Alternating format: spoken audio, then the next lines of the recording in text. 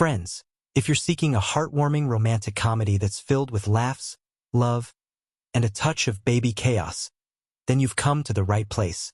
If you're new to our channel, don't forget to hit that subscribe button so you never miss our updates on your favorite movies.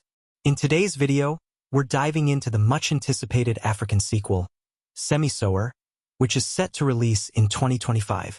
This is a follow-up to the beloved 2012 hit, and we'll share all the details you need to know. We'll tell you exactly what the movie is about, where you can watch it, and all the behind-the-scenes information you won't want to miss.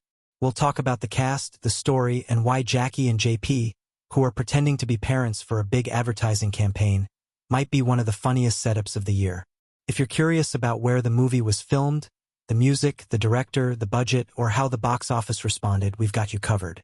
In this video, we'll provide a full breakdown of the plot, insights into the production process from pre to post, a closer look at the performances of Anel and Nico Panagio, some fun facts you probably didn't know about the movie, and of course, a short review to help you decide whether it's worth your time. So, stay tuned until the end because whether you're a longtime fan of the original or new to the world of Semi-Soeter, you'll find something to love here. Let's get started from its opening scene. Semi-Soeter 2025 wastes no time establishing its lighthearted but high-stakes premise. The film reintroduces us to Jackie and JP, the charismatic power couple from the 2012 original. Now firmly established in the world of advertising, they are driven, stylish, and fiercely competitive.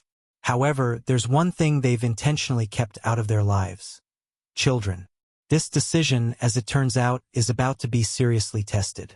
The structure of the film leans toward the conventional three-act formula, but it wraps that structure in glossy rom-com flair with an African twist. The narrative doesn't toy with time or nonlinear devices.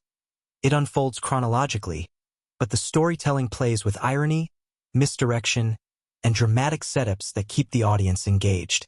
Jackie and JP are offered a dream opportunity, a massive pitch for a baby products brand. The twist? The client wants their marketing team to be made up of actual parents, people who understand the messy, magical chaos of raising kids while juggling careers and competitors circling like vultures. Jackie and JP decide to fake it. They borrow a baby, take on parental roles, and present themselves as the perfect young family. This deception becomes the film's comedic and emotional engine. But beneath the slapstick gags, diaper explosions, midnight feedings, public meltdowns, there's an emotional undercurrent. Jackie is secretly pregnant and hasn't told JP yet. This hidden truth adds tension to their already fragile charade and quietly pushes the film into deeper territory. The theme of authenticity, both in relationships and self-perception, starts to emerge. The first turning point comes when their ruse starts working too well. The baby becomes more than a prop, and JP begins to enjoy fatherhood, unaware of Jackie's internal conflict. Their pretend life threatens to become real, but on a foundation of lies. There's a particularly poignant scene at a remote resort where they're meant to impress the clients in a real family setting. Under the pressure of sun, sleep deprivation, and mounting secrets, their composure cracks. The midpoint shift is emotional rather than plot-driven. Jackie begins to question not only the ethics of their deception but her own feelings about motherhood. It's a surprising moment of introspection in an otherwise bubbly movie and repositions the film's stakes. It's no longer just about winning a campaign. It's about their future as a couple. The second act complications rise quickly. The baby's real parents get antsy, a rival ad agency led by a snarky former colleague starts snooping, and JP, trying to be the ideal pretend dad, edges dangerously close to emotional attachment, unaware that the woman he loves is keeping something monumental from him. When the truth finally erupts, it's messy, raw, and earned. JP finds out about the pregnancy not from Jackie but from a client who overheard a conversation. The fallout isn't overplayed. It's laced with quiet hurt rather than melodrama. JP's anger isn't about the lie. It's about being excluded from a moment that should have united them. The emotional payoff here lands because it mirrors the fear many couples face: how to balance ambition with intimacy, independence with vulnerability.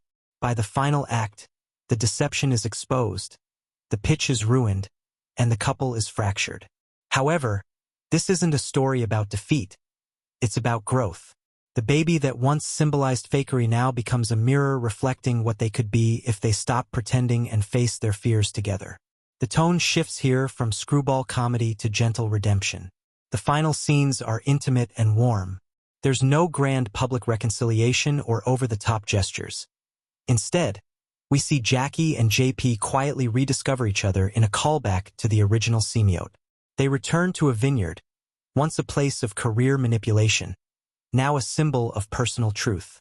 Jackie opens up, JP listens, and in that space, stripped of pretense, they decide to face the next chapter together. This time, as real parents, they embark on a journey throughout the film titled Semi-Soeter 2025. Semi-Soeter 2025 walks a tightrope between romantic comedy and social commentary. It explores modern anxieties about parenthood, work-life balance, and gender roles with a soft touch. The humor is broad, often physical, but beneath it lies a story about vulnerability. It shows how love requires not just commitment but courage. This isn't a film that reinvents the narrative wheel, but it doesn't need to. What makes it shine is the emotional precision beneath the genre tropes. It transforms something as overused as a pretend family storyline into a story of real transformation. If you're watching closely, Semi-Soeter 2025 isn't just about selling diapers or sealing romantic kisses. It's about two people learning to let go of the versions of themselves they've sold to the world and embracing who they are when nobody's watching. This is what makes Semi-Soeter 2025 more than just a fun, fizzy romantic comedy. It's its commitment to character, not just in how they behave, but in how they change beneath the playful tone and glossy visuals. The story hinges entirely on its two leads, Jackie and JP, and the emotional arcs they trace as individuals and as a couple. Let's start with Jackie. Once the fiercely independent career first woman from the original film, she hasn't lost that edge. She's still sharp, ambitious, and unafraid to take control in high-stakes professional situations. However, this time around, she's walking a far more complex line. When we meet her in the sequel, she's still child-free by choice, or so she tells herself and the world.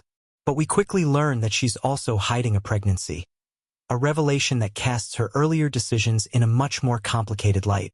What unfolds isn't a simple change of heart for Jackie. Arc delves into the theme of vulnerability. She spent years mastering the art of controlling her work, image, and even her relationship. However, the pregnancy disrupts this control. Pretending to be a mother while secretly carrying a child herself becomes a kind of emotional mirror, forcing her to confront everything she's been avoiding.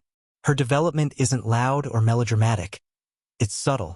Moments of hesitation when she hesitates to tell JP the truth, how she watches and bonds with the borrowed baby, and the flickers of discomfort when others assume she's naturally maternal are the beats where her inner world is most alive.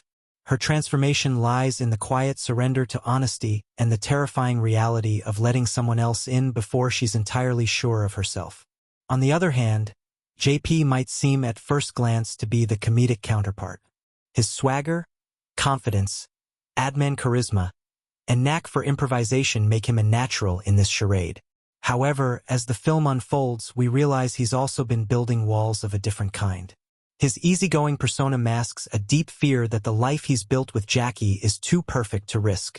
In his mind, kids are a complication, but when forced into this fake dad scenario, something changes. He doesn't just play the role, he starts to feel it. He becomes attached not just to the baby but to the version of himself that emerges in those moments. Softer, less guarded, and more open. JP's arc is about emotional commitment. He has always been present in the relationship, but only to the extent that it didn't threaten the life he liked. Watching him evolve from a reluctant participant to an emotionally invested partner is one of the film's richest threads. His conflict is less about whether he wants to be a father and more about whether he's willing to change for something bigger than himself. Their relationship undergoes a carefully drawn evolution. In the beginning, Jackie and JP are in sync. They finish each other's sentences, read client rooms like chessboards, and move through life as a seamless unit. However, the strain of their deception and the truth Jackie hides begins to splinter that synchronicity. What emerges is a subtle dance of mistrust, disappointment, and unspoken fears. This is where the film truly shines. Instead of dramatizing their fall with loud arguments, it lets the emotional distance build quietly through missed cues, lingering glances, and moments of misalignment. Truth finally emerges, revealing the devastating conflict. It's not betrayal that causes the pain, but the broken intimacy between Jackie and JP. Instead of rage, JP recoils, while Jackie doesn't apologize. She crumbles, and in that emotional aftermath, the characters are finally forced to confront the cost of pretending not just to others, but to each other. The supporting characters are lightly sketched but functional. The baby's real parents serve more as comedic pressure than emotional touchpoints, and the rival ad execs, snarky and polished, exist to keep the stakes high and the competition hot. While they don't steal the spotlight, they help define the world that Jackie and JP are struggling to navigate. A world that rewards appearance over truth and performance over honesty. What emerges is a narrative where character drives everything. The plot twists, comedic set pieces, and thematic beats all orbit around the emotional journeys of two people learning to live without masks. Their arcs don't just support the story, they are the story itself. The baby is symbolic, sure, but not a parenthood. It represents a test, a catalyst, and a reflection of who they could become if they stopped performing and started living. While Semi-Soeter 2025 might dress itself in the colors of a conventional rom-com, its characters quietly smuggle in something deeper. Growth doesn't arrive in grand gestures. It comes in with held confessions, unexpected attachments, and the slow dismantling of well-maintained facades. It's about the courage to say, finally, I'm scared, but I'm here. And in that space, the film finds its emotional core.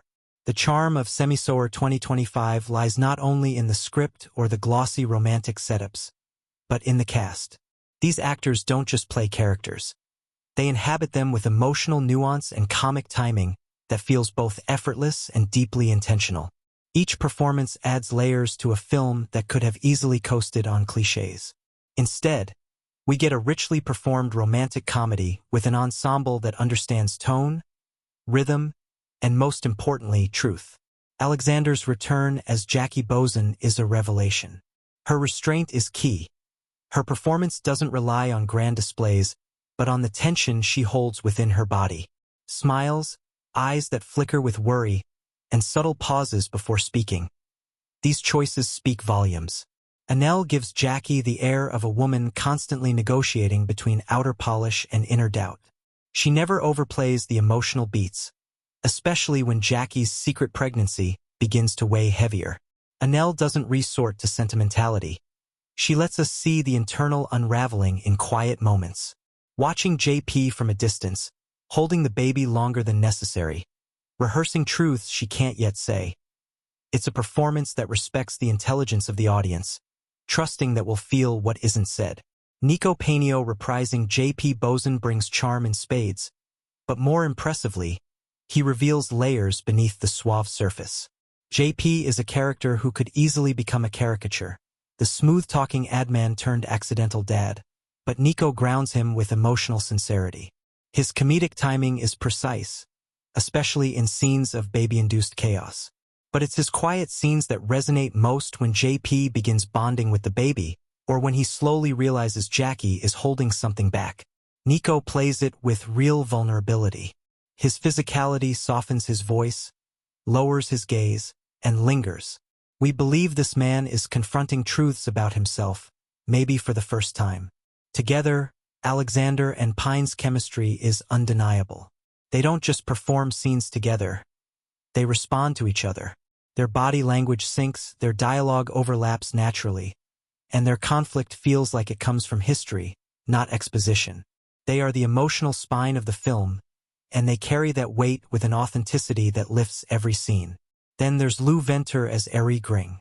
Every rom-com needs a slightly off-kilter scene, and arrogance with polish and knows exactly how far to push without tipping into parody. Helen Trutor as Maridi and Stefan Hennick as the ever-cooperative but unwittingly crucial Baba Henry round out the cast with warmth and color. Maridi, with her old-school sensibility and nonsense wisdom, offers both comic interjections and grounding moments. Stephen Hennick, as Baba Henry, steals every scene he's in without ever saying a word. His presence is unpredictable and adorable, creating the friction and emotional glue the story needs. The way the adult actors interact with him speaks volumes about their characters. It's no small feat that the film uses a baby so effectively to mirror emotional transformation. Each performance supports the tone of the film: romantic, comedic, and emotionally honest. The actors don't fight the genre, they elevate it.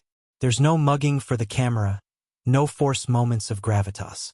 Instead of relying solely on their characters' contradictions, ambition, fear, love, and defensiveness, they embrace them. This ensemble works because everyone seems to be playing in the same emotional register, one that respects the depth beneath the comedy in a genre where charm can often substitute for complexity. Semi-Soeter 2025 delivers both because its cast doesn't settle for playing types. They bring people to life, messy, funny, complicated people. And that, more than anything, is what gives this film its heart. From the very first frame, it's clear that director Joshua Rous has something particular in mind. He doesn't just want to continue a fan-favorite rom-com.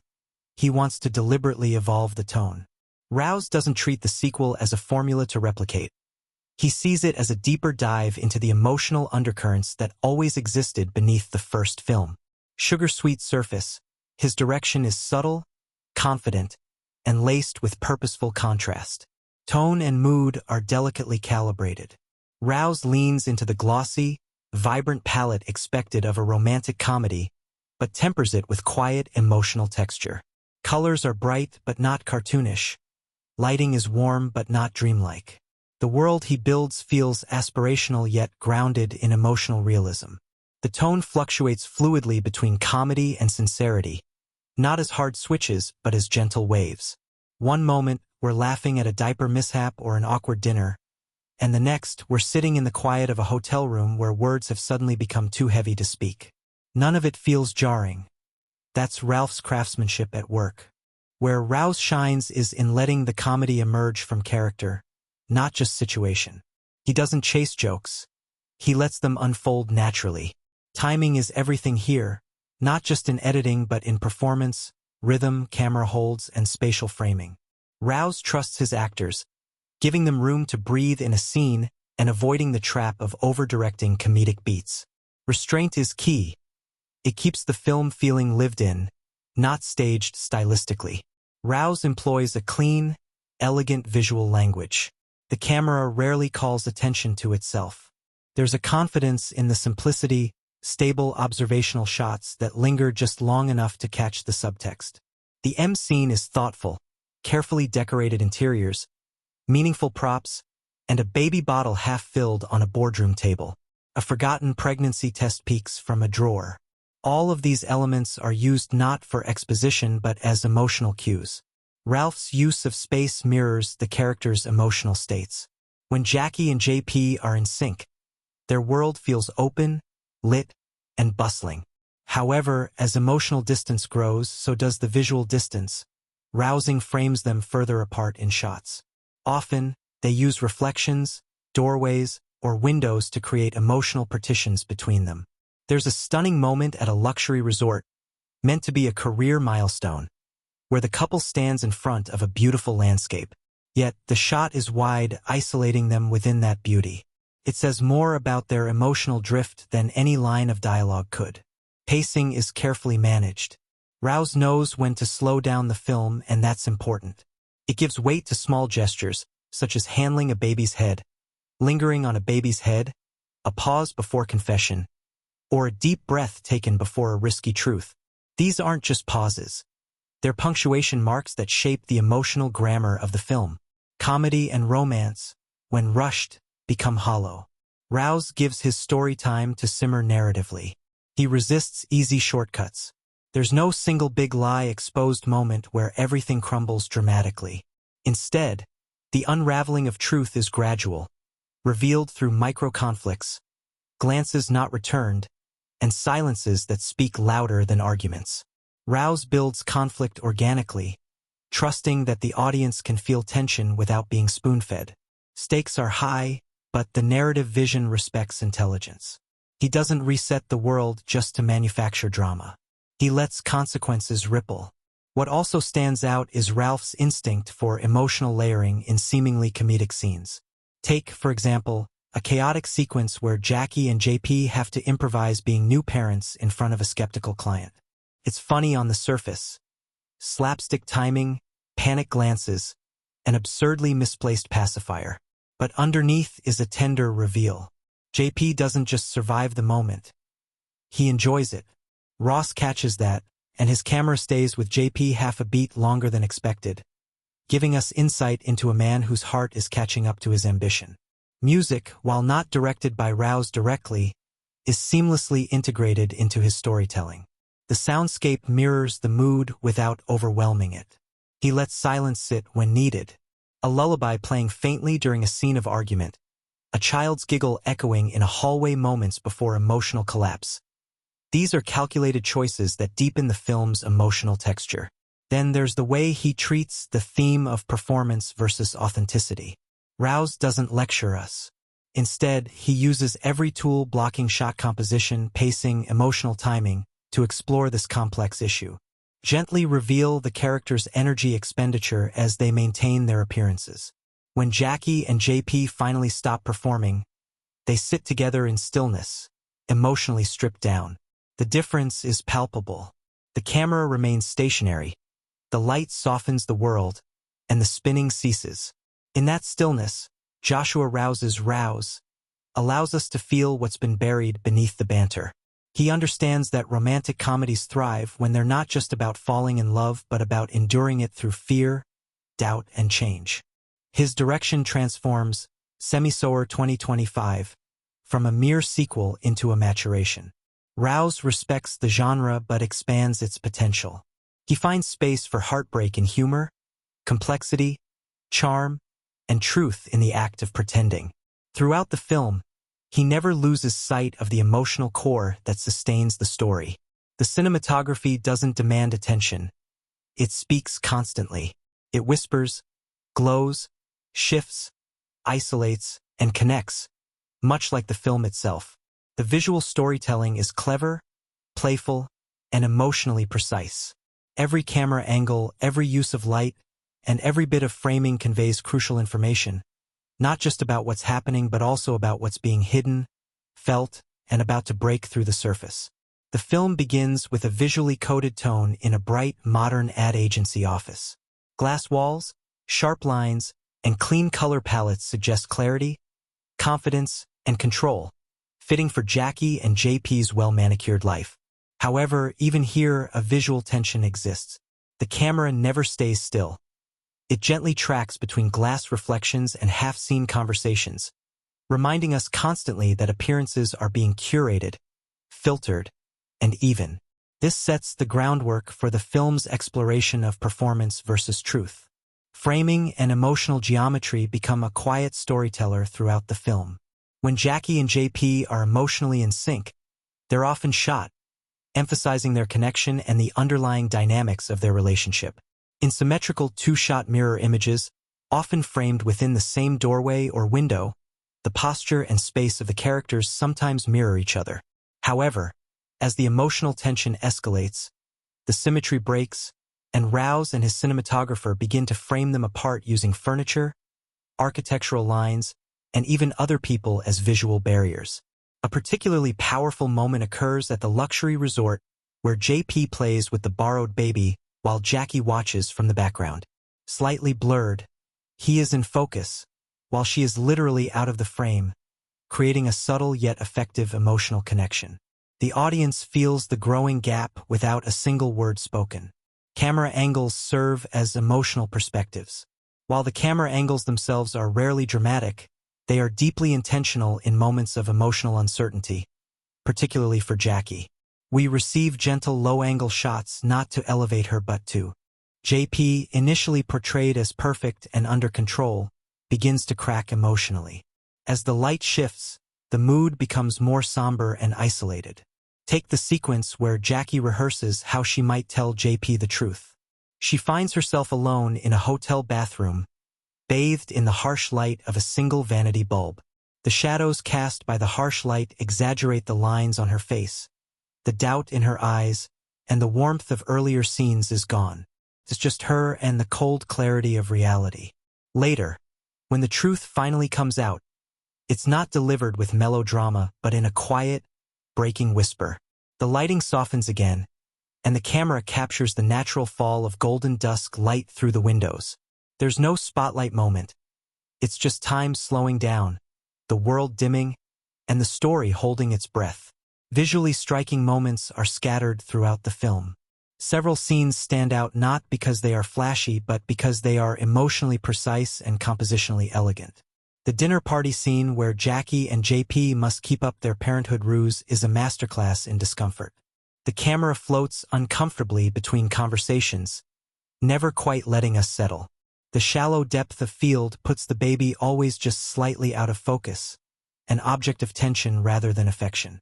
A quiet morning sequence where JP wakes up to find the baby asleep on his chest is another striking moment. The framing is tight, the light diffuse, everything hushed. The camera lingers on his face, not smiling, not in awe, but contemplative. It's one of the first moments we see him becoming someone new, and the cinematography lets us feel it rather than spell out the climactic moment in the car when Jackie finally confesses everything. It's not shot like a big emotional climax. There's no sweeping music, no sudden storm. Instead, the car is parked stationary, and the world outside continues on. Cars passing, people walking, and the light dim. The frame is tight, and the camera doesn't cut away. It stays with them locked in this moment of truth, their reflections flickering faintly in the window glass, overlapping, almost touching but not quite. It's heartbreaking in its restraint, creating an atmosphere through visual rhythm. The cinematography also contributes to the film's rhythm, reinforcing its emotional structure. Fast-paced scenes, such as those in boardrooms, pitch meetings, and public events, use quick cuts, sharper angles, and wider shots filled with background movement. These convey the noise and velocity of Jackie and JP's outer world. However, when we enter their personal, quieter conflicts, the rhythm slows down. Shots are held longer, movement is minimal, and the atmosphere becomes meditative, almost suspended in time. The baby itself, Baba Henry, is also shot with purpose, never just a prop. He's often framed in symbolic ways, lying between Jackie and JP on a bed, sitting in the foreground while they argue softly in the background, or sleeping peacefully in a chaotic room.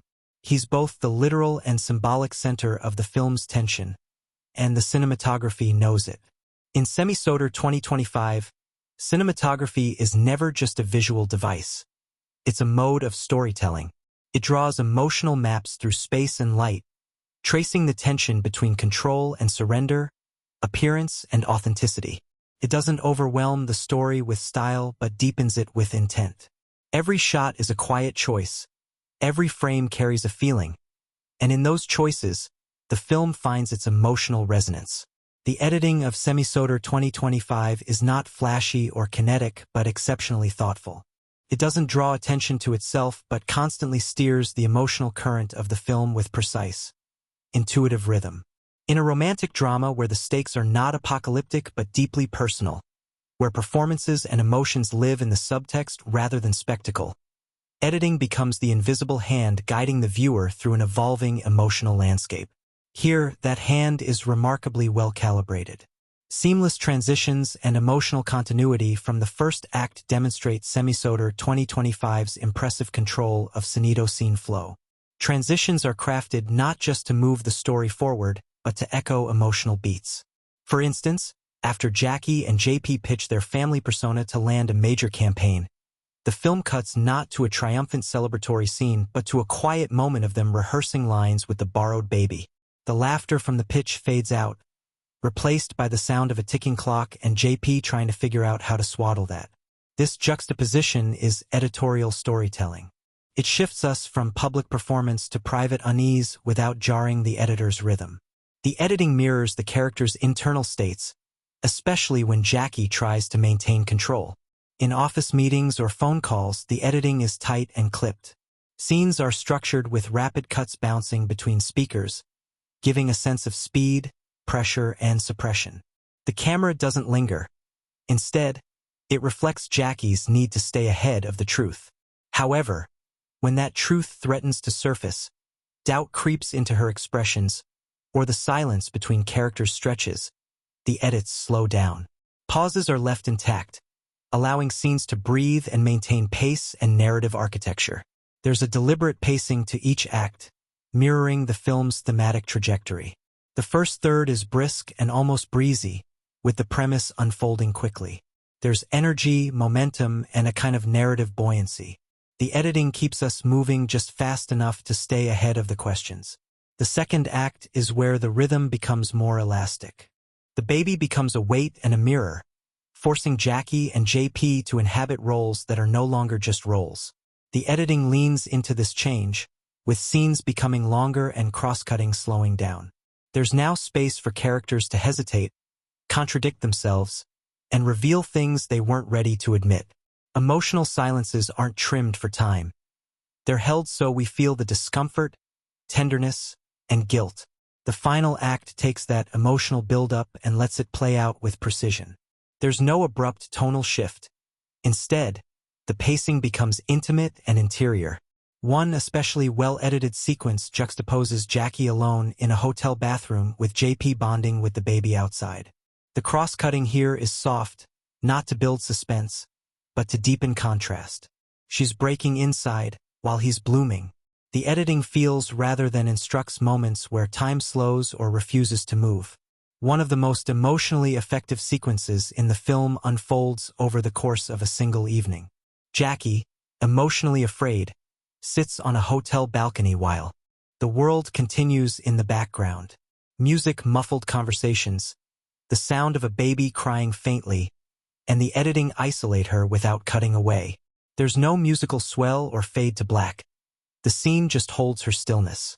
Her stillness becomes the scene's motion.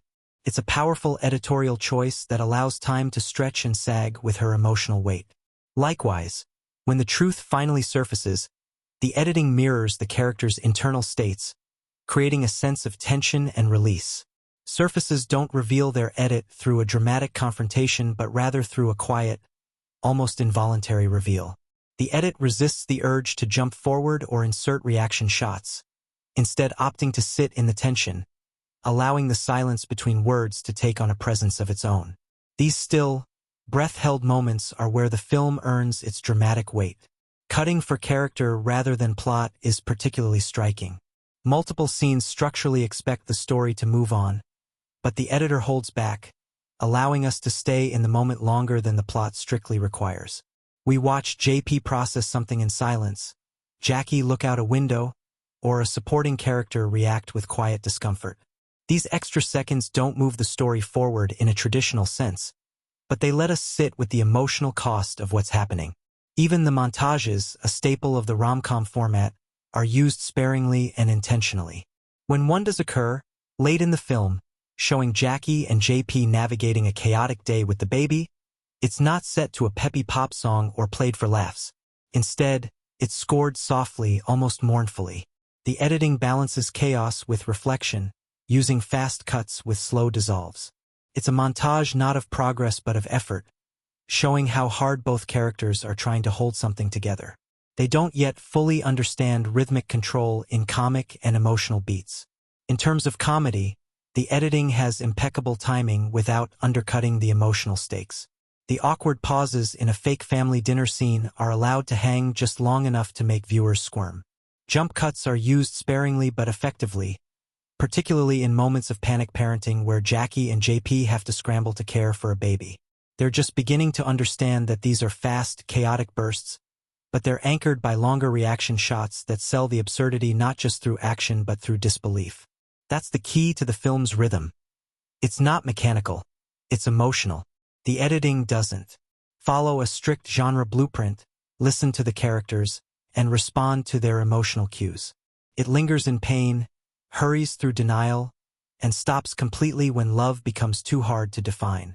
The editing of Semi-Soeter 2025 is not merely functional. It's expressive.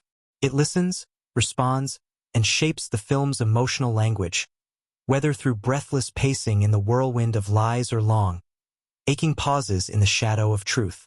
The rhythm of the film becomes a direct line to the characters' inner lives, making us feel when time rushes forward and when it stalls. In that flow, we live inside the story. In Semi-Soeter 2025, the surface sparkles with glossy wit and romantic friction, but just beneath that polish lies a much more resonant emotional current. This isn't just a story about a fake relationship spiraling into something real.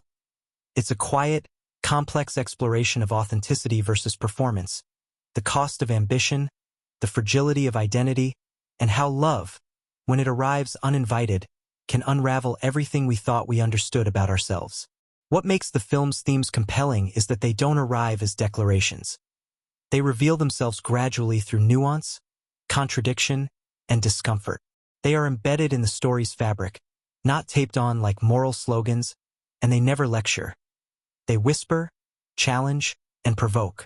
Performance versus authenticity, living the lie until it's true. These are the central premises of the film. From its beginning, a career-driven couple faking parenthood to secure a lucrative campaign, the film positions itself to interrogate performance in both public and private life. At first, the act seems easy. They play the roles with charm and finesse. But what begins as a controlled illusion slowly becomes unsustainable. Jackie and JP don't just fake a family for clients. They begin faking their feelings for each other, faking their control over the situation, and even faking their understanding of themselves.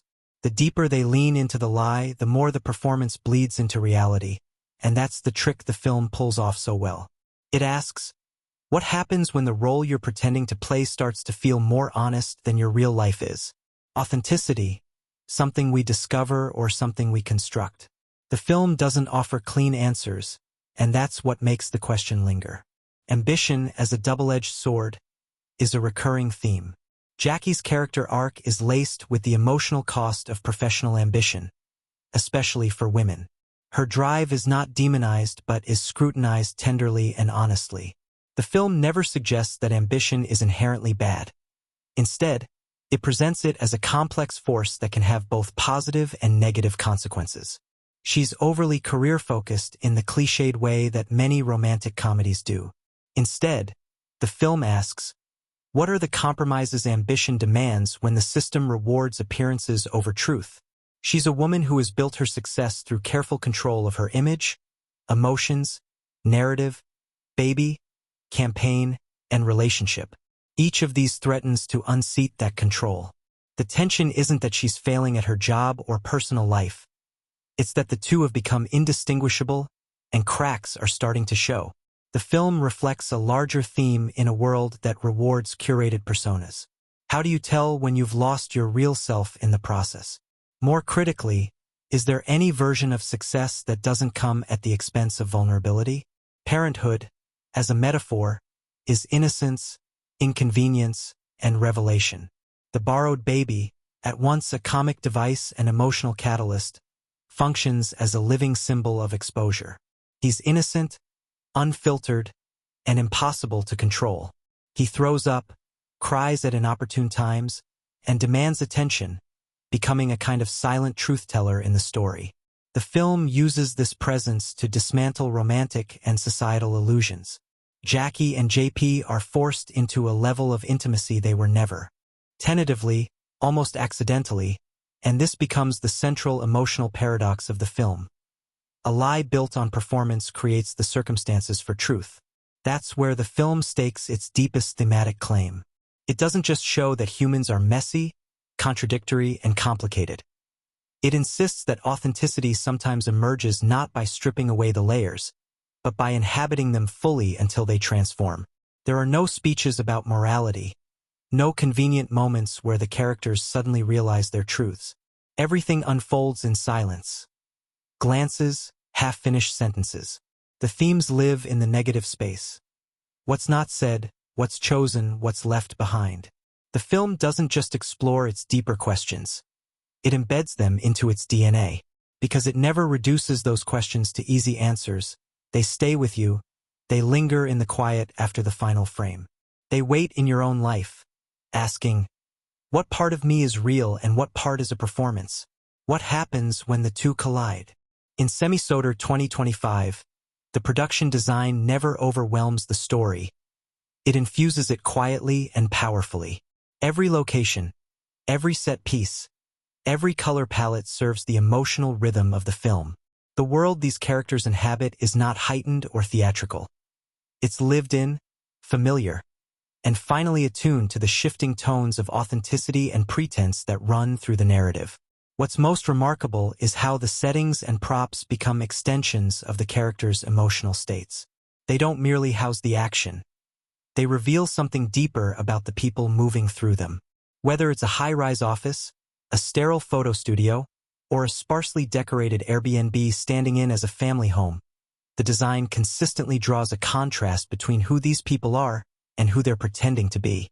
Jackie's apartment, with its clean lines, controlled space, and emotional distance, is one of the first environments we see. It says, "This is who they are."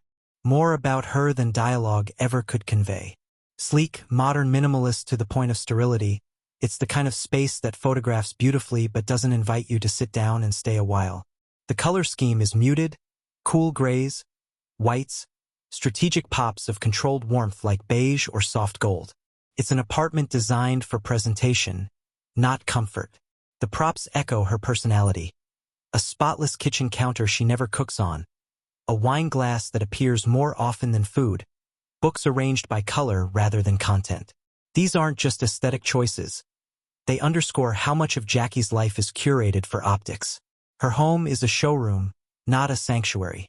As the story unfolds and emotional cracks widen, that controlled space begins to feel more like a prison. The advertising agency, a world of performance and image, becomes a symbolic space in the film. All glass walls and sleek furniture exude transparency while hiding layers of artifice. Desks are too clean, colors are too on-brand. Everyone dresses with intention. It's a world that rewards performance, and the production design makes that visible. Even the props inside the office mock-up boards, pitch materials, baby product prototypes feel slightly fake even when they're real, and that's the point. In a workplace that trades an image, nothing is ever quite what it seems. This is emphasized visually with strategic staging. Scenes of supposed emotional sincerity are often set against the backdrop of branding materials, slogans, campaign photos, creating a quiet irony that lingers in the background. The fake home setup manufactured warmth and domestic illusion. One of the film's most narratively important spaces is the house Jackie and JP rent to play the part of the happy family for a client's immersive campaign shoot. The production design here leans gently into satire. Pastel throws, picture-perfect baby gear, a fridge stocked with juice boxes and matching mugs, all suspiciously neat as though curated by a Pinterest board or lifestyle influencer. It's domesticity on demand, and the disconnect between the real tension within the characters and the stage perfection around them becomes the emotional fulcrum of the film's midsection. There's a telling detail in the kitchen. A magnetic board with chore charts and meal plans filled in with the kind of optimism you'd expect from two people trying to look like a team. But the calendar quickly becomes out of sync with their real lives. The setting slowly unravels, decays into a metaphor for emotional dissonance. Throw pillows get tossed aside, and the high chair gets splattered with baby food. The illusion of a home begins to crack as the film shifts to outdoor settings. Isolation versus exposure are juxtaposed. Parks, sidewalks, and late-night walks become the contrast. These are the few places where Jackie and JP aren't trying to perform. The framing loosens, and the colors become more natural. The clutter of indoors falls away in a memorable scene. JP tries to feed the baby on a park bench while Jackie scrolls her phone nearby. They're both failing at parenting, partnership, and pretending. But the open sky and background chatter of real families create a sense of emotional exposure. They can't hide in set design. This shift from curated interiors to unfiltered exteriors reflects the emotional unmasking occurring between them. As their story grows more complex, the film begins using public spaces, cafes, sidewalks, and even a grocery store as subtle pressure points. These are where real emotions bump up against the social expectations encoded in the environments, props, and emotional anchors. Throughout the film, props aren't just practical. They carry symbolic weight.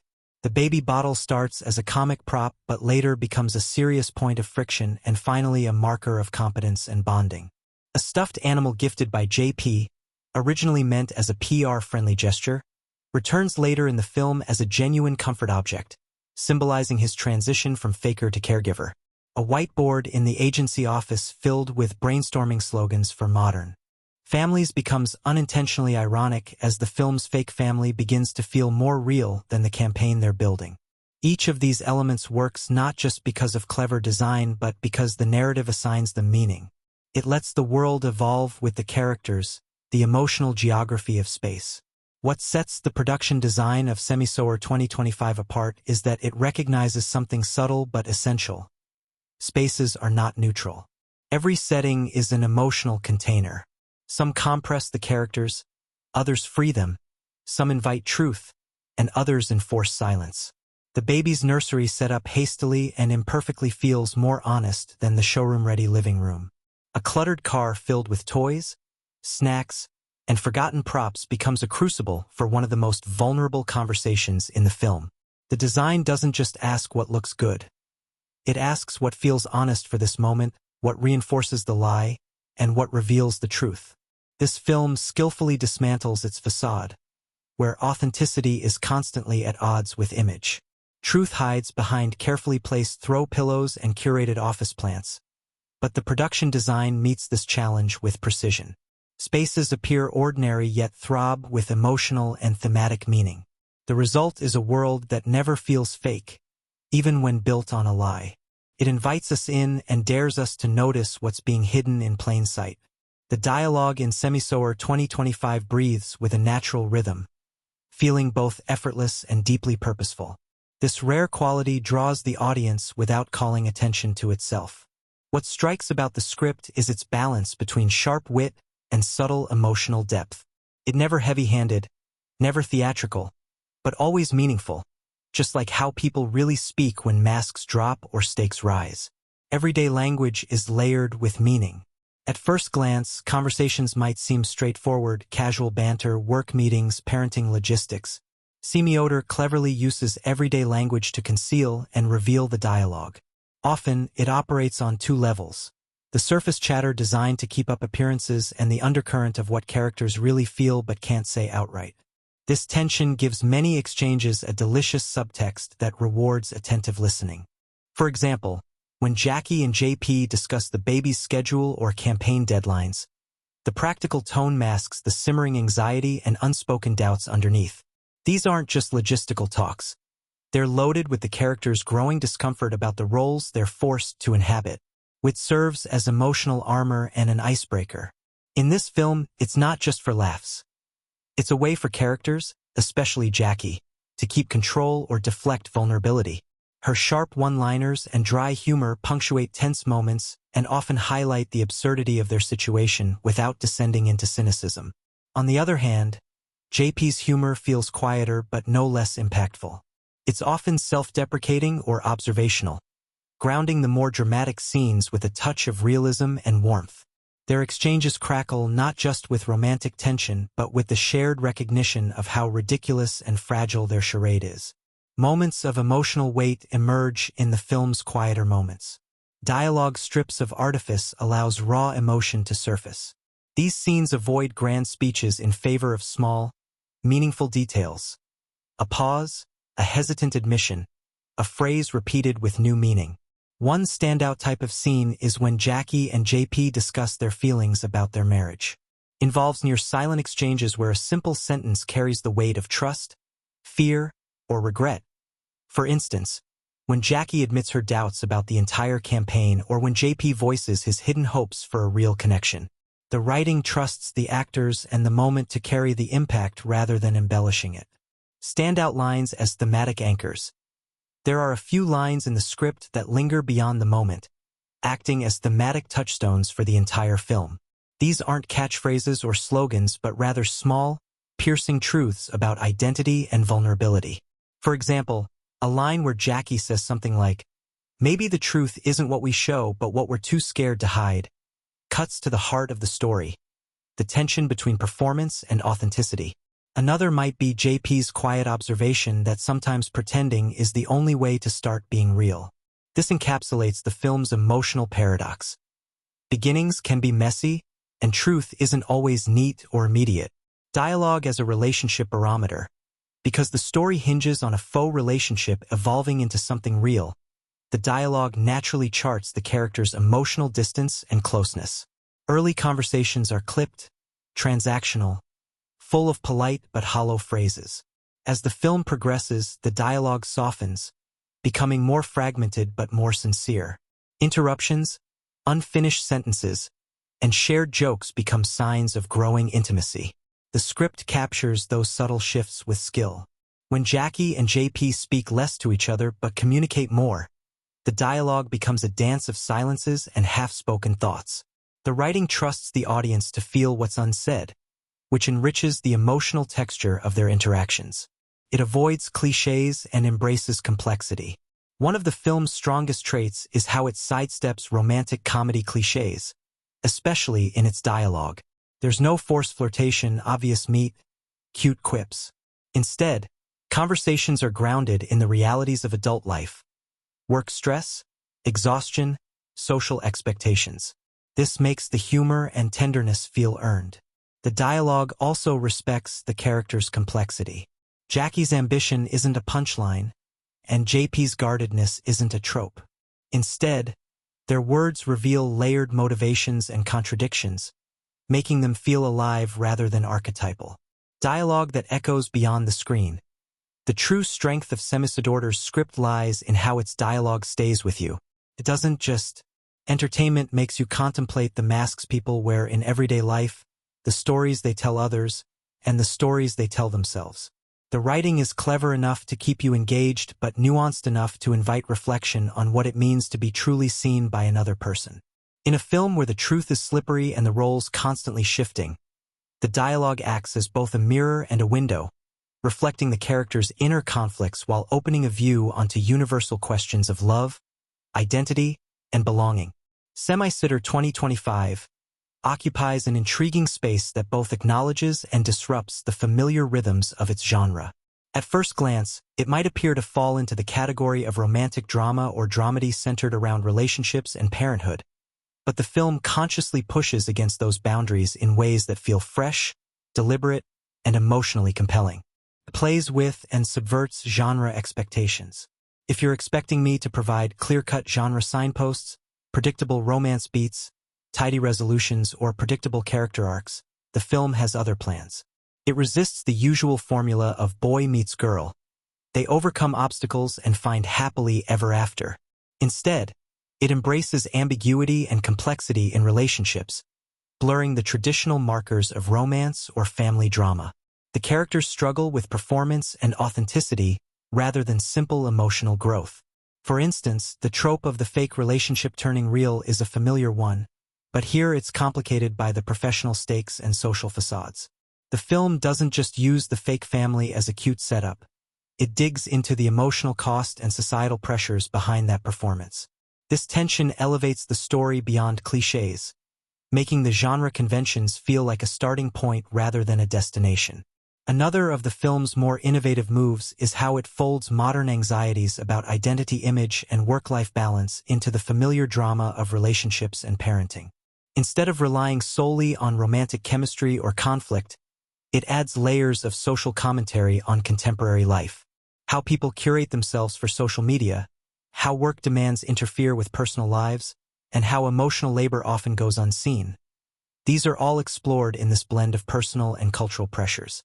The result is a narrative that goes beyond a story about two people growing closer. It's about the invisible performances that shape modern relationships, especially in professional and parental roles.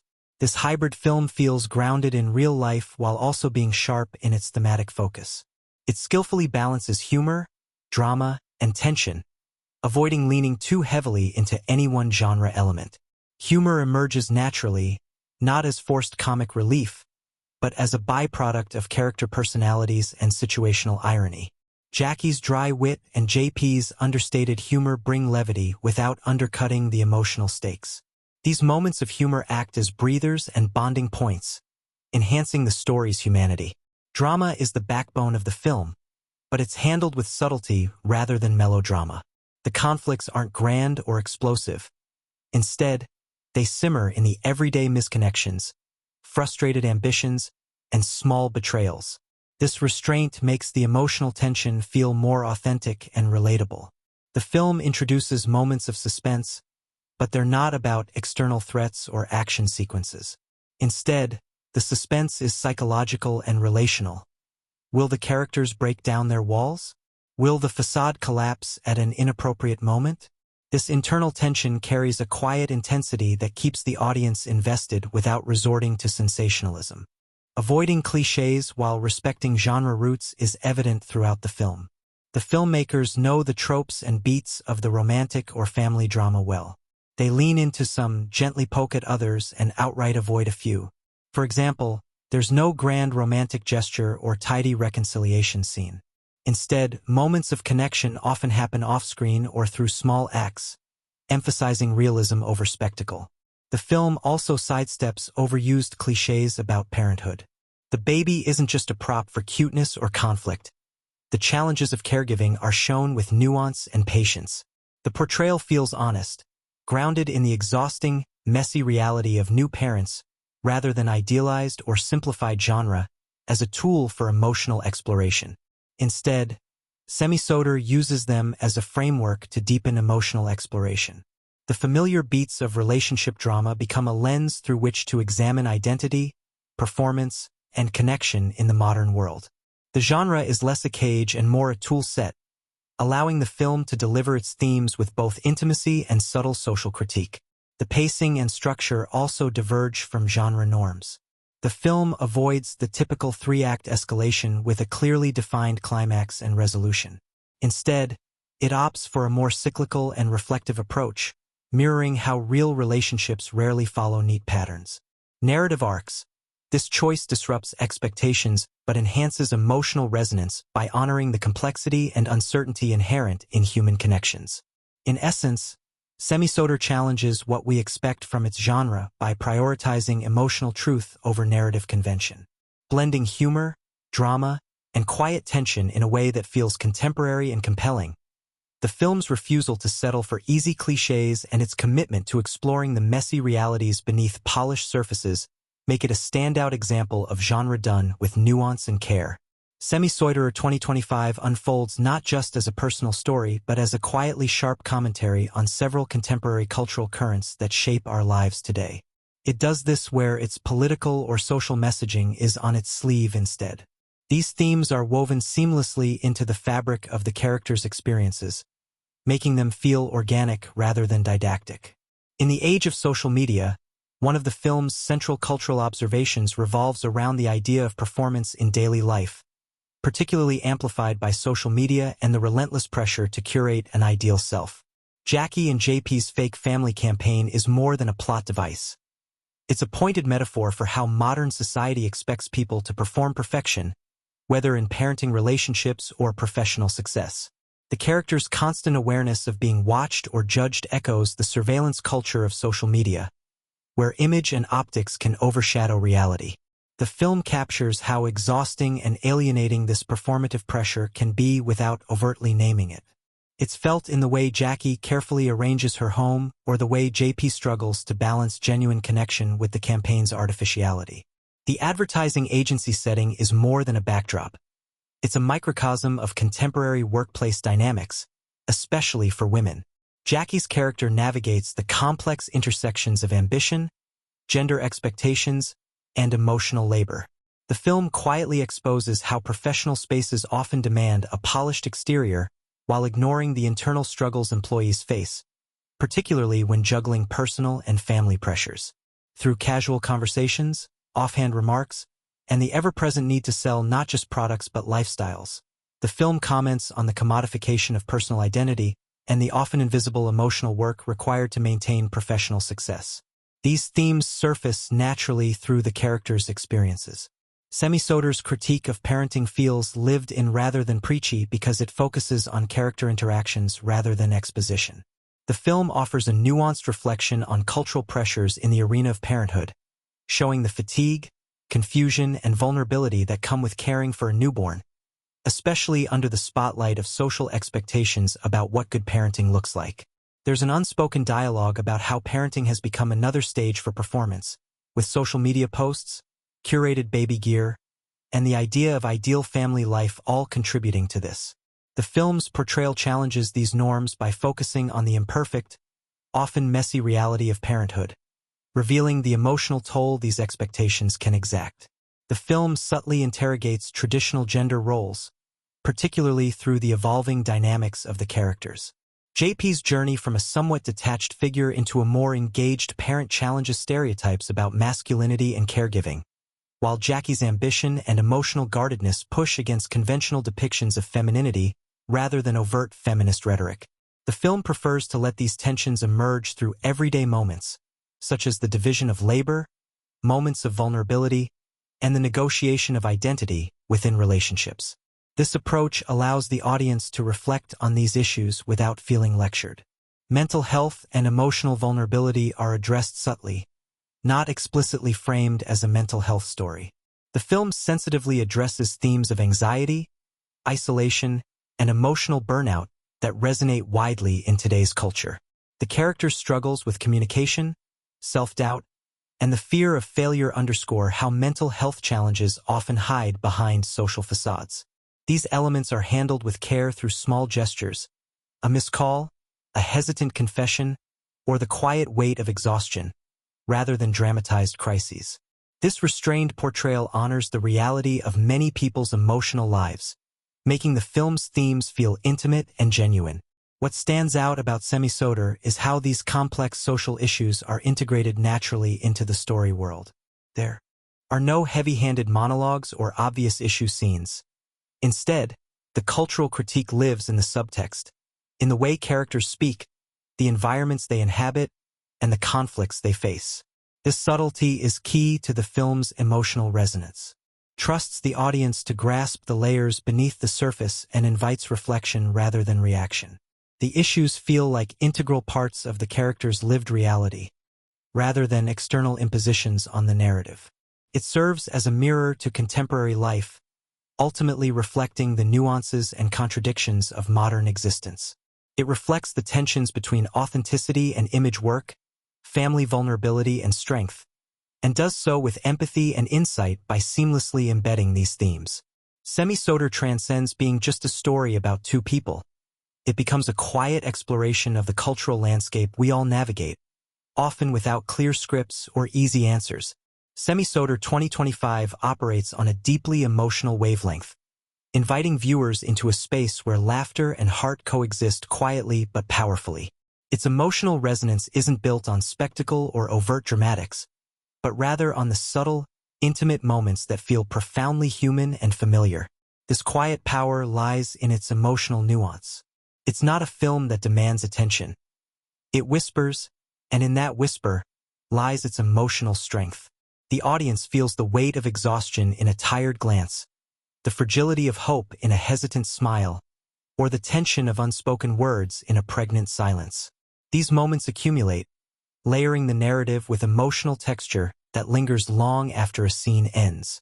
When Jackie and JP navigate the challenges of their fake relationship and new parenthood, the emotional beats often emerge in the smallest gestures. A hand held, a glance exchanged, a voice cracking with vulnerability. The film trusts these understated details to convey the complexity of their feelings, drawing the audience into a space of empathy rather than spectacle. Laughter rooted in realism, humor, and Semi-Soeter come not from slapstick or forced jokes, but from the characters' personalities and the absurdity of their situation. The film invites laughter through dry wit, ironic observations, and moments of shared human folly. These bursts of humor feel earned and grounded, relieving tension without undercutting the emotional stakes. For example, Jackie's sharp deadpan remarks often highlight the ridiculousness of the expectations placed on her, while JP's more subtle humor adds warmth and levity. This interplay of humor and seriousness creates an emotional rhythm that keeps the audience engaged without feeling manipulated. Moments that stir vulnerability and reflection are present throughout the film. Scenes that unexpectedly touch nerves evoke feelings of tenderness, regret, or longing. The film avoids rushing to grandiose reveals or melodramatic confessions. Instead, it builds emotional impact through quiet vulnerability. When characters open up or fail to do so, the tension feels real and relatable. One particularly affecting aspect is how the film portrays loneliness within connection. It shows how people can be close yet emotionally distant, longing for authenticity while hiding behind facades. These themes resonate with anyone who has experienced the complexity of human relationships, making the emotional experience deeply personal and inviting complex emotional responses. The emotional landscape of Semi-Soeter is not black and white. It invites mixed feelings, hope tangled with uncertainty, affection shaded by doubt, humor edged with melancholy. This complexity means that the film's emotional impact isn't always immediate or dramatic. Sometimes, it sneaks up on you, revealing itself gradually as scenes replay in your mind. Because of this, the film encourages reflection and conversation. It raises questions about identity, performance, and intimacy that don't have simple answers, making it a fertile ground for discussion long after the credits roll. Beyond the screen, many viewers find themselves drawn back for repeat viewings. Not because of spectacle, but to catch the nuances of emotion and character interaction that they may have missed the first time. The layered performances and finely tuned script offer new insights with each watch, revealing how much the film values emotional truth over easy sentimentality. The relationships feel lived in rather than idealized, fostering a deep emotional connection. You don't just watch Jackie and JP. You feel alongside them, celebrating their small victories and sharing their disappointments. This emotional investment makes the story linger, turning the film into a quiet companion in the viewer's own reflections on life and love. Overall, the emotional journey Semi-Soeter offers is one of intimacy and authenticity. It doesn't ask for tears or laughter through overt manipulation. Instead, it earns them through honest storytelling and richly drawn characters. This subtlety gives the film an emotional depth that is both satisfying and thought-provoking, inviting audiences to experience a story that feels like a mirror to their own imperfect, beautiful, and often contradictory lives. When you play Semi-Soeter 2025 alongside other films in 2025, you'll be immersed in this emotional journey. It's a romantic drama with a slice-of-life vibe, and it quickly becomes evident that it doesn't settle for the usual comfort zones. It stands out not by dazzling with grand gestures or sweeping romance, but by delving into the subtle, often unspoken realities that many films in this space tend to gloss over. Most romantic dramas follow a fairly predictable trajectory. Meaty, cute, escalating conflict, emotional breakthroughs, and a satisfying resolution. Semi-Soeter acknowledges these beats but intentionally reshapes them instead of presenting an idealized love story. Instead, it offers a portrait of connection entangled with performance doubt and societal pressures. The film's pacing and tone favor nuance and realism over heightened drama, setting it apart in a genre where sentimentality can sometimes overshadow substance. Semi-Soeter's approach to the fake relationship trope, a staple in romantic and family dramas, feels particularly fresh. Instead of playing this premise purely for comedic or romantic payoff, it uses it to explore themes of identity, authenticity, and emotional labor. This willingness to unpack familiar formulas with a more critical and humanistic lens is what gives the film its distinctive voice. Where it fits in the director Joshua Rous's work, Semi-Soeter marks a maturation in thematic focus and storytelling finesse. While his earlier works often leaned into more straightforward narratives with clear-cut resolutions, this film embraces ambiguity and emotional complexity.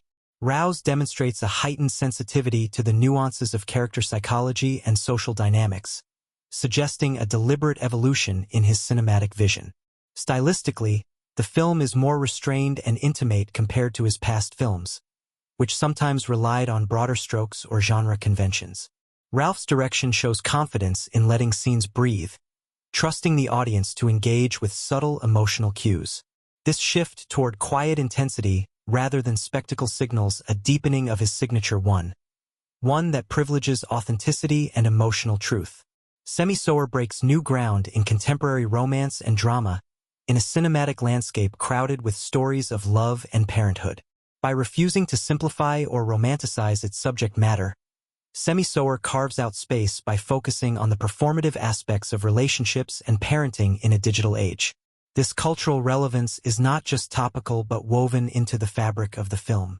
The film's commitment to portraying the messy, imperfect reality of connection feels like a response to audiences' growing desire for stories that reflect their lived experiences rather than idealized fantasies. It draws on recognizable genre elements like romance, family drama, and workplace tension, but refuses to be boxed in by them. Instead, it offers a more measured, introspective rhythm, unlike many romantic dramas that rely on a typical emotional roller coaster. The narrative does lead toward closure, but it lingers on moments of uncertainty and partial understanding, which is both brave and unusual in this category. This balancing act between honoring genre traditions and subverting them is a defining characteristic of Semi-Soeter. It allows the film to feel familiar enough to engage audiences while still surprising them with its emotional depth and thematic subtlety. In a contemporary landscape where many films in this genre might lean heavily on cliches like grand romantic gestures, black and white characterizations, or tidy endings, Semi-Soeter opts for gray areas. It speaks to a generation navigating complex identities, social media pressures, and evolving notions of family. The film's grounded performances, naturalistic dialogue, and thoughtful pacing combine to create a fresh and necessary experience.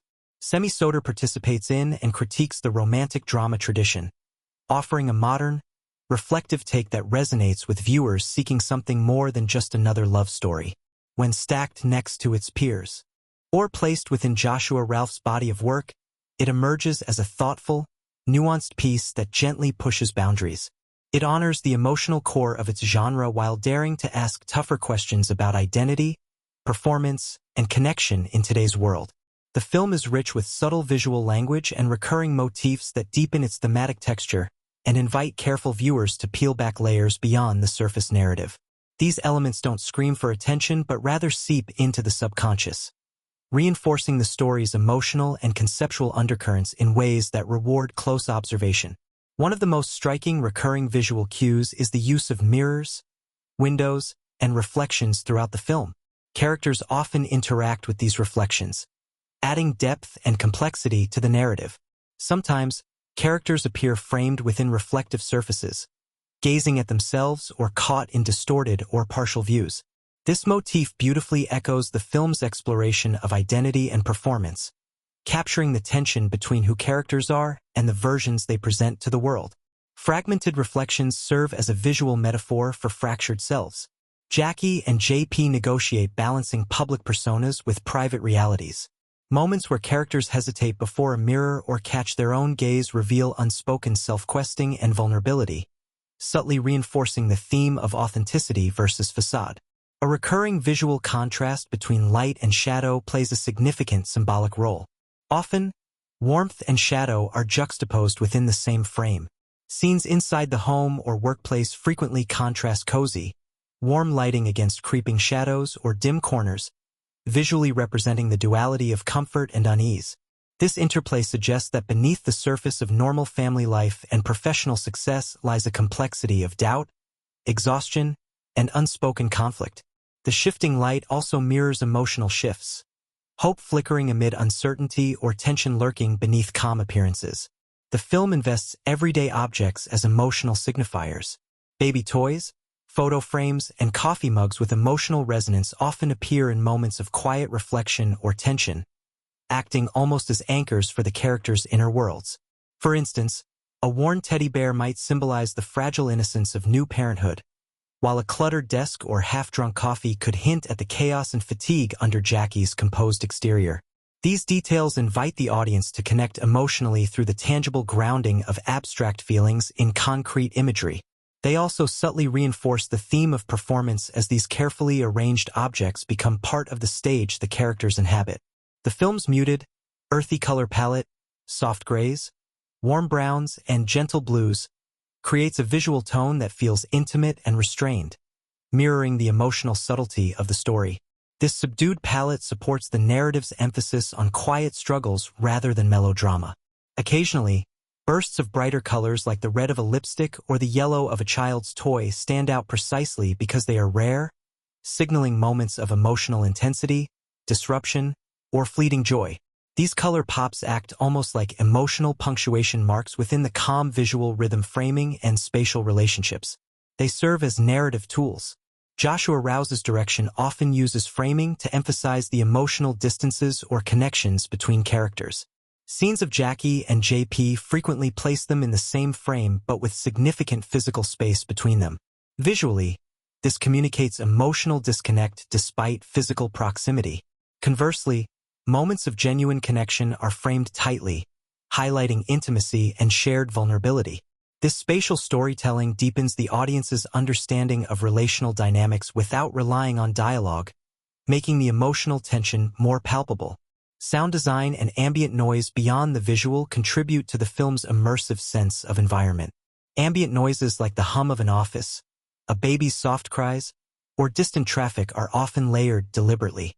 These sounds reinforce the ever-present external pressures surrounding the characters, grounding their private moments within a noisy, demanding world.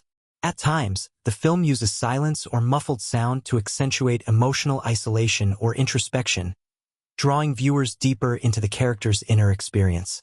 Symbolism in narrative patterns is evident. Certain patterns recur, such as the repeated attempts at staged family photos, cyclical arguments that don't fully resolve, and the tension between public appearance and private truth. These repetitions underscore the theme of performance and authenticity, illustrating how characters are caught in loops of trying to meet external expectations while wrestling with their true feelings. These narrative echoes create a rhythm that invites reflection on how much of life is about rehearsal and how much is about genuine connection. Hidden meanings reward attentive viewing, all these visual and thematic layers creating a tapestry that deepens with each viewing. The motifs and cues don't just decorate the story. They actively shape its meaning, inviting viewers to look beyond dialogue and plot to the emotional and psychological landscapes beneath. In this way, Semi-Soeter becomes more than a film to watch. It's a work to experience, where the details quietly whisper the truths. The characters themselves struggle to voice this layered storytelling, enriching the film's mood and tone, making its exploration of identity, connection, and performance all the more compelling and enduring. Semi-Soeter 2025 isn't part of a larger series or franchise, but imagining it as the opening chapter of a potential narrative arc reveals how it lays the groundwork for a broader exploration of themes that could evolve over multiple installments, seeding an ongoing conversation on identity and connection. If this film were to be expanded into a series, its strength lies in how it establishes a rich character-driven foundation that invites ongoing development. The story's focus on the tension between personal authenticity and social performance is far from resolved by the film's end. Instead, it feels like a beginning, an invitation to witness how these dynamics shift and complicate over time. Characters like Jackie and JP are sketched with complexity and contradictions.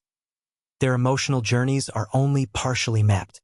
The film's open-endedness, with its moments of ambiguity and unresolved conflicts, naturally lends itself to continuation. Future installments could dive deeper into how their relationship evolves amid changing circumstances, or explore new characters grappling with similar issues, building a thematic universe grounded in the messy realities of modern life, layering complexity over time by not delivering a neat resolution. Semi-Soeter plants seeds for a serialized narrative that resists easy answers. Themes such as the fragility of constructed identities, the pressures of societal expectations, and the challenge of sustaining genuine intimacy amid performative demands create fertile ground for a layered, evolving story arc. Each installment in such a series could peel back new layers, revealing how characters' pasts inform their present, how their roles shift, and how external factors like work, family, or cultural change impact their personal lives. This approach would maintain the film's tone of nuanced realism and emotional subtlety, while deepening the complexity of its world. If viewed as historical or cultural reflection, though Semi-Soeter is not a historical film, it captures the zeitgeist of its contemporary moment with immersive authenticity. Its portrayal of modern relationships, work-life balance, and social performance acts almost as a cultural document, one that reflects the pressures and paradoxes of early 21st century life. The film's detailed production design, grounded dialogue, and attention to the rhythms of everyday life contribute to a convincing depiction of the social landscape. In that sense, it offers an immersive experience that feels historically accurate to the era. Cultural moments are not portrayed through dramatizing significant events but rather faithfully capturing the small, often overlooked details of contemporary life and relationships. This approach offers the potential for expanding the thematic depth of a series. The film's initial exploration of performative identity and the quest for authentic connection could be expanded to incorporate broader societal questions, such as the influence of technology on intimacy, shifting gender roles, or the evolving definitions of family. This thematic layering could mirror the deepening emotional arcs already established, making the narrative a compelling meditation on contemporary life's complexities. Immersion through detail and tone, whether as a standalone film or a potential series starter, is achieved through Semi-Soeter. The restrained, intimate storytelling style invites audiences to live alongside the characters rather than observe them from a distance. This approach could be carried through a series, creating a cohesive emotional experience that builds over time. Each chapter adds nuance and weight to the overall narrative fabric. In this light, Semi-Soeter feels less like a self-contained story and more like the opening movement of a larger symphony, promising to explore the intricate dance of identity, performance, and human connection across a broader narrative landscape. Semi-Soeter 2025, the sequel to the 2012 South African romantic comedy Semi-Soeter, is available for streaming on Netflix. Released on June 20, 2025, the film continues the story of Jackie and JP, a high-powered couple who find themselves pretending to be parents to secure a campaign for a baby products company while secretly dealing with Jackie's unexpected pregnancy. As of now, there are no confirmed plans for a theatrical release or digital rental options for Semi-Soeter. For viewers, the most accessible way to experience the film is through a Netflix subscription. In the sun-drenched chaos of a South African weekend retreat, Semi-Soeter 2025 unspools like a brightly colored, slightly frayed bow on a long-forgotten gift. Directed by Joshua Rous, this sequel to the 2012 Afrikaans rom-com Semi-Soeter reunites us with Jackie and JP, played once again by Anel Alexander and Nico Panagio, who return not just as career-driven lovers but as a couple confronted with a reality they never expected: parenting. More than a decade after audiences first fell in love with Jackie and JP's unconventional romance, they're back, and this time the stakes are different. The story kicks off in comical turmoil. Jackie and JP are pitching for a major client in the baby products world. But there's a catch. The brand only wants real parents for the job. It's a setup ripe for hijinks, and the film doesn't waste a second diving into its core gimmick. Jackie and JP, who are childless by choice and seem completely unprepared for the demands of parenthood, decide to borrow a baby and play the part. The comedy quickly escalates when they find themselves wrangling not just one child but 5, thanks to their close friends, Carla and Hertje, who lend them their kids for the weekend. These opening scenes serve as a loud, messy prelude to the real story, where adult ambition collides with baby bottles, temper tantrums, and a whole lot of deception. But just as things begin to spin into comedic overdrive, an unexpected twist reveals itself. Jackie is pregnant. This revelation comes at the worst possible time, and she keeps it a secret from JP. While this twist could have been mined for emotional depth, the film instead continues its slide into classic farcical territory. Soon, the couple is at a parenting retreat hosted by the eccentric Mariachi, the client whose approval could make or break their ad campaign. At the retreat, Jackie and JP must convince everyone, including Mariachi, their clients, and even JP himself, that they are loving, capable parents. Enter the film's main conflict: deception versus authenticity, career versus family, independence versus tradition. Yet for all its potentially meaningful themes, Semi-Soeter mostly opts for easy jokes and familiar rom-com formulas. The story is peppered with the usual suspects: an over-the-top villain in the form of JP's high school rival Joubert and his snobbish wife Chadri, a series of unfortunate events involving diaper disasters, and a climactic moment where the truth finally comes out. What sets Semi-Soeter apart, at least for its loyal audience, is the chemistry between Alexander and Panagio. Their performances, though burdened by a sometimes flat and formulaic script, carry the film with a sense of genuine affection and long-earned camaraderie. Alexander, who also co-wrote and produced the film, adds a grounded charm to Jackie, balancing frazzled energy with emotional vulnerability. Panagio, playing JP with a mixture of cluelessness and charisma, provides a solid counterbalance. The rest of the cast adds flair but little substance. Sandra Vaughn and Louw as Carla and Hertje bring a chaotic warmth, while Helene Truders Marietje is a comedic caricature of a marketing executive.